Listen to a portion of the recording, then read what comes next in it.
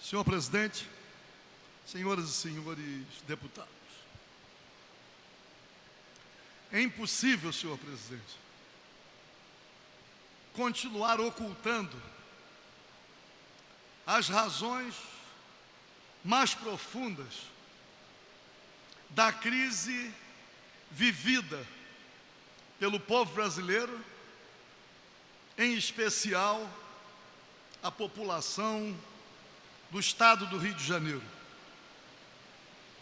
E a crise decorre da opção feita pelo chamado Estado mínimo, isto é, o Estado transferindo as suas responsabilidades públicas para a iniciativa privada.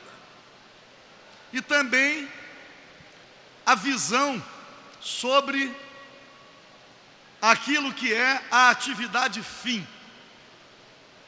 Primeiro, as privatizações.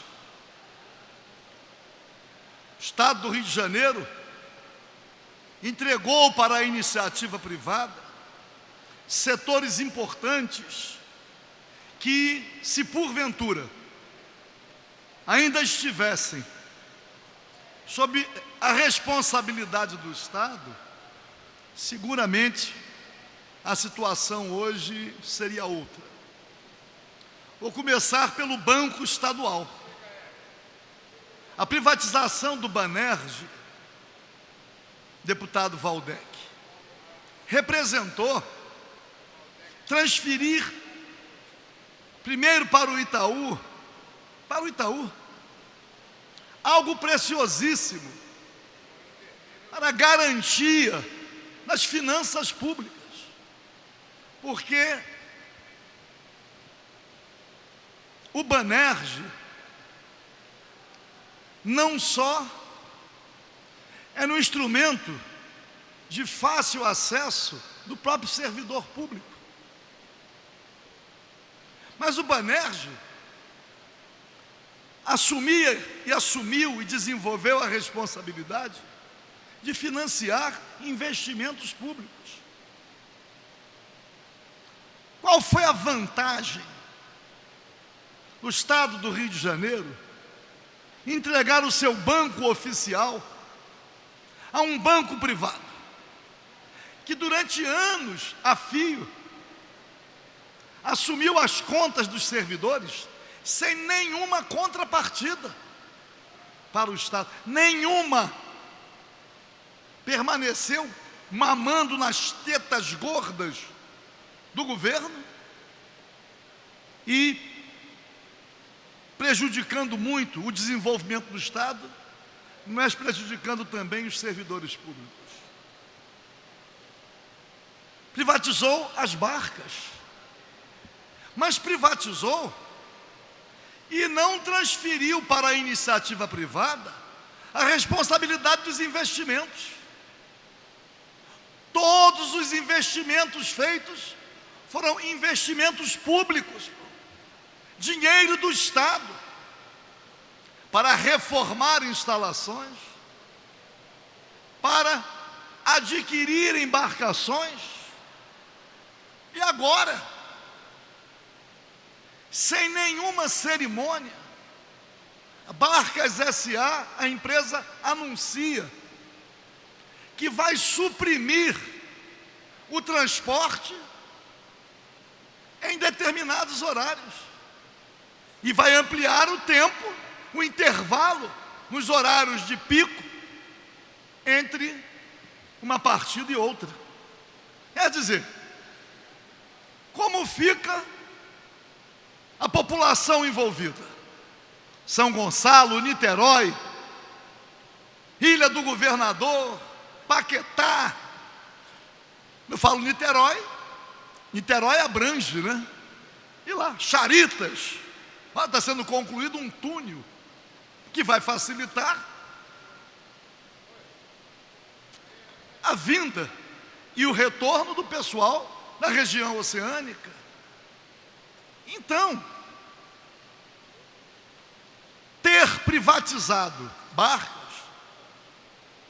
significou um prejuízo muito grande para a população que se utiliza do serviço, mas para a população em geral, dinheiro público. E aí, poderíamos sair citando outras privatizações. A energia elétrica foram muitas.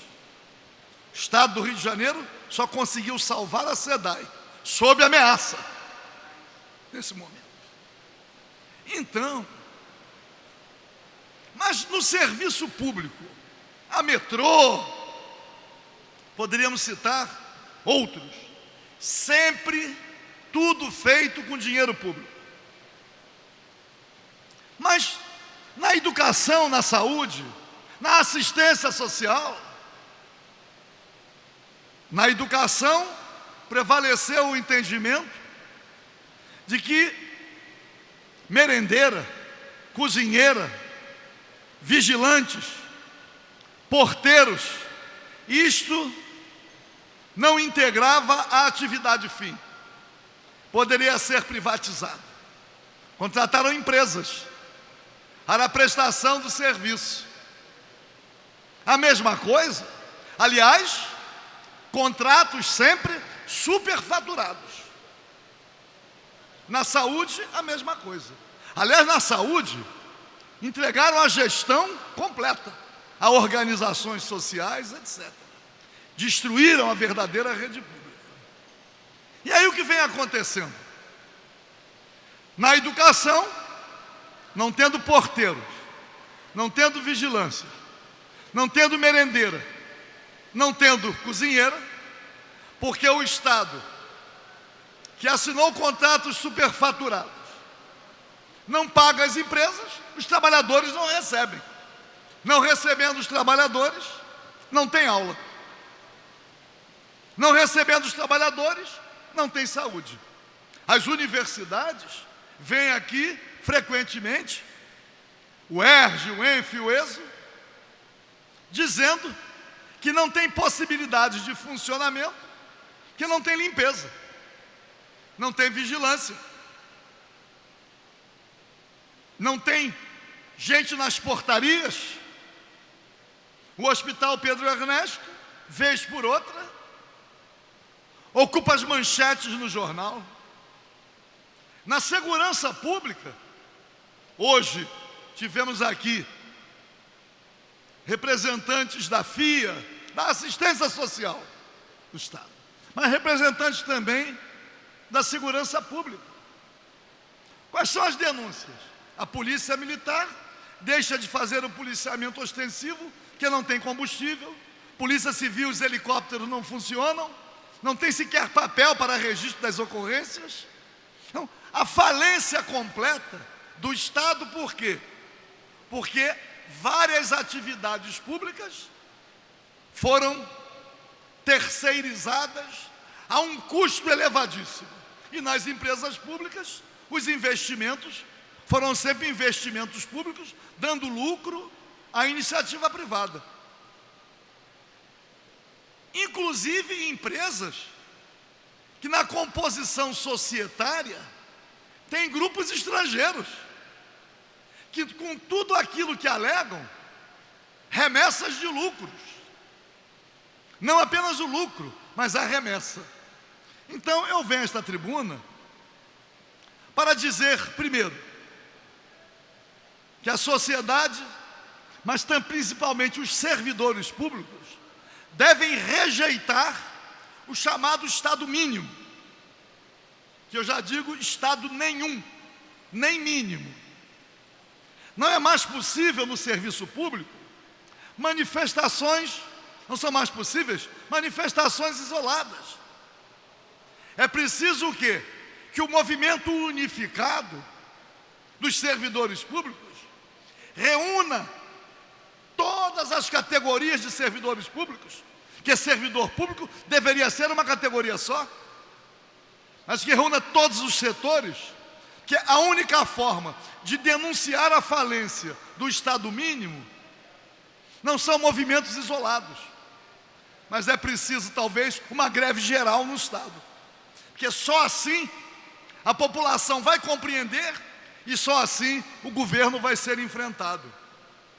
Que a falência nas finanças públicas ou a falência na prestação dos serviços públicos tem uma causa, e a causa primeira é o chamado Estado mínimo. É claro que todos cobram o pagamento dos trabalhadores terceirizados. O recolhimento dos encargos sociais não é possível. O Estado contratar empresa para mediação da contratação de trabalhadores, e os trabalhadores não recebem 5, 6 meses. É duro. E por último dizer que nos serviços públicos, agora esse ataque grosseiro, esse crime contra a população usuária dos serviços de barca, esse crime precisa de uma posição do próprio Poder Legislativo. É inaceitável que este crime seja perpetrado. Ora, não é possível, nos horários onde a procura, a demanda é menor, colocar também embarcações menores. Ora, é preciso um planejamento. Eles não tecem loas à iniciativa privada em relação à competência. Então, senhor presidente, quero aqui mandar essa mensagem aos servidores públicos e ao mesmo tempo dizer à população que usuária do serviço de barcas, que esta casa, através de alguns parlamentares, não só denuncia o governo, que eu tenho visto uma hipocrisia muito grande. Muitos que apoiaram, continuam apoiando o governo, assumem aqui da tribuna para denunciar o próprio governo. Eles denunciam da tribuna, mas apoiam nas votações. Ora, veja, é para enganar a quem? Já para encerrar, já encerrando, deputado Valdec, que eu vou permanecer para ouvir Vossa Excelência. Tivemos aqui uma audiência pública tratando das finanças. O deputado Luiz Paulo Corrêa da Rocha organizou uma importante audiência pública. E aí surgiu um debate sobre a transparência, porque na concessão de isenções fiscais, com o objetivo, quando é sincero, tem sentido, de atrair empresas, atrair investimentos privados em determinados setores, os encarregados do planejamento desse estímulo se sentem desestimulados a divulgar determinados dados para não alertar outros estados, outras unidades da federação, porque então eles se veem na obrigação de omitir determinadas informações. Isto vinha sendo cobrado. E aí, um parlamentar, no momento que fez a intervenção, criticou severamente a falta de transparência, mas severamente, quase que até agressivamente. Mas no dia anterior, tinha dado o voto sim a uma proposta que transferia para o Executivo o poder de, através de decreto, alterar um colegiado, sem nenhuma autoridade política, assumiu aquele posicionamento. Mas por quê? Porque naquele momento, aquele posicionamento era o posicionamento politicamente correto. Eu, naturalmente, não suportei e cobrei. De qualquer maneira, senhor presidente, é preciso que as manifestações aconteçam nesta casa, mas é preciso também que as entidades representativas dos servidores públicos e dos trabalhadores, que elas acompanhem também o posicionamento de cada um aqui no parlamento, para que aí sim eles possam fazer a distinção entre quem une discurso e prática de quem convenientemente faz determinado discurso, mas na prática falta a devida coerência. Muito obrigado.